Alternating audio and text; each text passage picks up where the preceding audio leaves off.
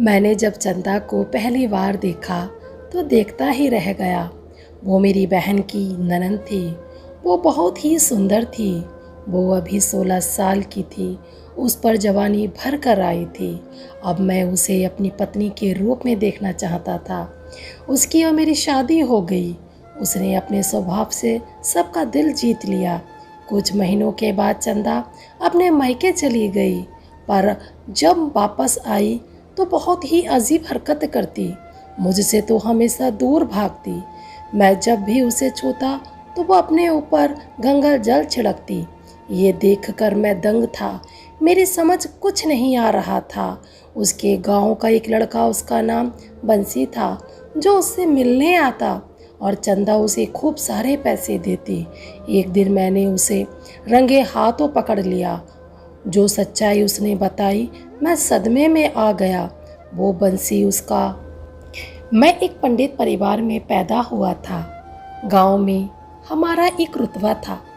सब हमारी बहुत इज्जत करते थे। मेरे पापा एक स्कूल में सरकारी मास्टर थे। अब उनकी स्कूल से रिटायर होने की उम्र हो गई थी। घर का माहौल बहुत ही शांत था। घर में एक नौकरानी थी जो मेरी माँ का घर के कामों में हाथ बंटवा दिया करती थी। मेरी माँ घर का ज़्यादातर काम खुद ही करती थी, जैसे खाना बनाना, घर का रख रखाव वो खुद ही करती थी। मेरी माँ बहुत ही पुराने ख्यालों की थी। रसोई में किसी को अंदर जाने की इजाज़त नहीं थी। मेरी बहन, जो अब 16 साल की थी, उसके लिए लड़का देख रहे थे, क्योंकि उसकी शादी की उम्र हो गई थी। उस समय इतनी उम्र में शादी कर देते थे, क्योंकि लड़कियों को पढ़ने की इजाज़त नहीं थी, इसलिए जल्दी शादी कर देते थे। मैं भी पढ़ ही रहा था। मेरे 12वीं के इम्तिहान होने वाले थे। मैं पढ़ाई में बहुत ही व्यस्त था। जब तक मेरे इम्तिहान ख़त्म हुए, बहन का रिश्ता हो गया। उसकी ससुराल वाले भी बहुत ही शरीफ थे। मेरी बहन के ससुर भी स्कूल में मास्टर थे। बहुत ही धूमधाम से मेरी बहन की शादी हो गई। अब घर में मैं, पिताजी और माँ, हम 3 लोग ही रह गए थे। एक दिन माँ बोली, बेटा राजवीर, बहुत दिन हो गए, दीपा के ससुराल चले जाओ, उसका हाल चाल ले आओ। मैं अपनी बहन के ससुराल चला गया। सबने मेरा बहुत ही सम्मान किया। मेरी बहन की एक ननंद थी। वो उसकी सगी ननंद नहीं थी, दूर की ननंद थी। इसको देखते ही मैं अपना दिल हार बैठा। वो बहुत ही सुंदर थी। उसका नाम चंदा था। मैंने उसको शादी में नहीं देखा था। मैंने अपनी बहन से पूछा, ये तुम्हारी शादी में तो नहीं दिखी? तो पता चला तब चंदा की तबीयत खराब थी। चंदा का रूप जो भी देखता उसे देखता रहता।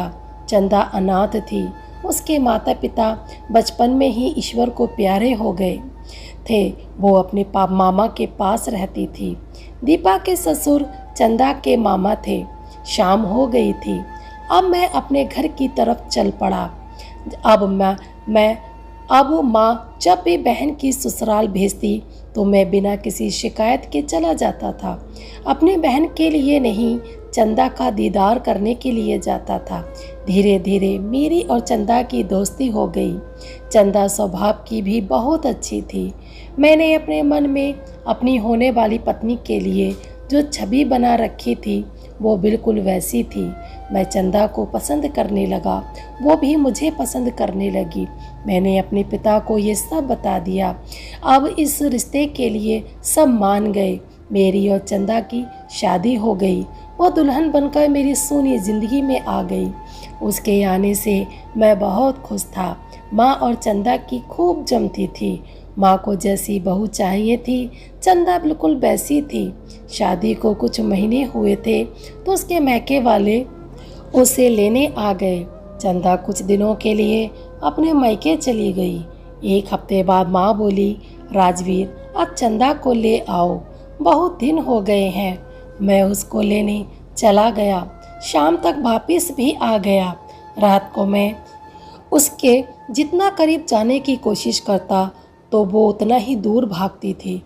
पता नहीं वो कहाँ खोई रहती, ना ढंग से बात करती, ना कोई जवाब देती। सुबह होते ही नहाकर सबसे पहले गंगा जल छिड़कती। ये उसकी बहुत ही अजीब हरकत थी। कभी कभी तो 2 से 3 बार अपने ऊपर गंगा जल छिड़कती थी। उसकी इस हरकत से माँ भी परेशान हो जाती।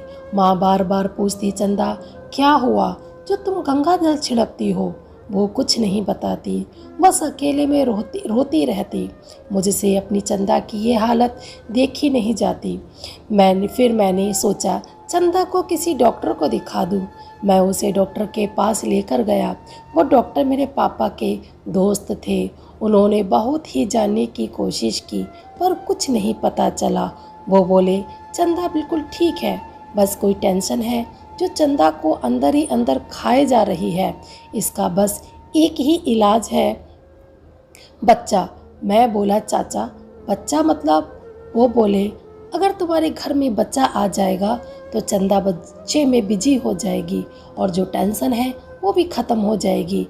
फिर मैं उसको घुमाने ले गया ताकि उसका मन बहल जाए, पर वो उदास रही। मैंने बहुत पूछा पर कोई जवाब नहीं। एक दिन मैं घर आया तो एक आदमी मेरे घर से निकल रहा था। उसके हाथ में बहुत से पैसे थे।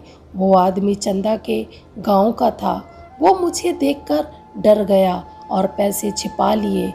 तो मैंने उससे पूछा तुम कौन हो? तो वो बोला मेरा नाम बंसी है, मैं चंदा के गांव से हूँ। तो मैं चंदा से मिलने आया था। तो मैं बोला वो पैसे जिसे तुमने अभी छिपाया था? तो वो बोला वो पैसे तो चंदा ने ही दिए हैं, पर वो तुम्हें पैसे क्यों देगी? तो जो उसने कहा उससे सुनकर मेरे होश उड़ गए। फिर मैं अंदर आया। मैंने चंदा से पूछा वो बंसी यहाँ क्यों आया था? वो बोली मुझसे मिलने आया था। पर क्यों आया था? मैं गुस्से में बोला। चंदा डर गई और बोली तुम मुझ पर शक कर रहे हो? मैं शक नहीं कर रहा। और हाँ, वो हार कहाँ है जो मैंने तुम्हें तोहफे के तौर पर दिया था? मेरी ये बात सुनकर वो डर गई। उसके चेहरे का रंग उड़ गया था और बोली वो तो मामी के पास है। मैं थोड़े तीखे अंदाज में बोला तो वो हार मुझे ला कर दो, क्योंकि मैं जानता था वो झूठ बोल रही है। वो आंखों में आंसू लिए तुरंत अपने मैके चली गई। कुछ देर बाद दीपा घर आ गई। उसे ऐसे घर आते देख हम सब चौंक गए। हमने पूछा सब ठीक तो है, पर दीपा ने जो सच्चाई बताई उसे सुनकर मेरे होश उड़ गए थे। दीपा बोली राजवीर तुमने चंदा पर शक क्यों किया? अरे वो सच बोल रही थी, वो हार उसने मामी को ही दिया था। मैं बोला दीपा वो झूठ बोल रही है, वो हार बंसी को दिया था क्योंकि बंसी से उसका संबंध था। ये बात मुझे खुद बंसी ने बताई है। नहीं राजवीर ये सच नहीं है, दीपा बोली।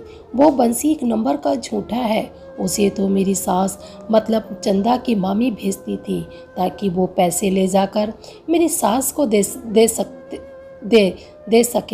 तुम्हारी सास क्यों भेजेगी? मैं बोला उसका क्या लालच? फिर दीपा ने सच पर से पर्दा उठाया। इतने में पिताजी भी आ गए। दीपा बोली मेरी सास के मन में चंदा का सुख उनकी आंखों में खटकने लगा था। चंदा तो उन्हें एक आंख भी नहीं भाती थी।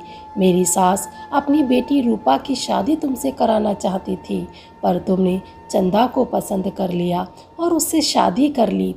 चंदा को खुश देखकर मेरी सास ने चंदा से एक ऐसी बात बोली जिसे सुनकर चंदा डर गई और अपनी मामी का मुंह बंद करने के लिए वो हार और पैसे दे दिए। मेरी सास ने चंदा से कहा कि तुम्हारी माँ को कोढ़ था, इसलिए तुम्हारे पिता ने तुम्हारी माँ को छोड़ दिया था। ये बीमारी तुम्हें और तुम्हारे बच्चे को भी हो सकती है। ये सुनकर चंदा डर गई। ये बात तुम्हें पता ना चल जाए, इसलिए अपनी मामी को पैसे देती थी। चंदा को ऐसे दुखी देखकर मेरी सास के कलेजे को ठंडक मिल रही थी। जो कसर रह गई थी उस बंसी ने पूरी कर दी। तुम्हारे मन में चंदा के लिए जहर घोलकर और तुम उसकी बातों में आ गए। यही कारण था जो चंदा तुमसे दूर रहती थी और अपने ऊपर गंगा जल छिड़कती थी ताकि ये बीमारी उसे ना हो। इस पर मेरे पिता बोले, सच ये नहीं है। चंदा की माँ का सच मैं और चंदा के मामा ही जानते हैं। ये बात किसी को पता नहीं, ना ही चंदा की मामी को। वो झूठ बोल रही है। उसकी माँ की सच्चाई तो खुद चंदा भी नहीं जानती। तभी तो वो अपनी मामी की बातों में आ गई। चंदा की माँ एक लड़के से प्यार करती थी।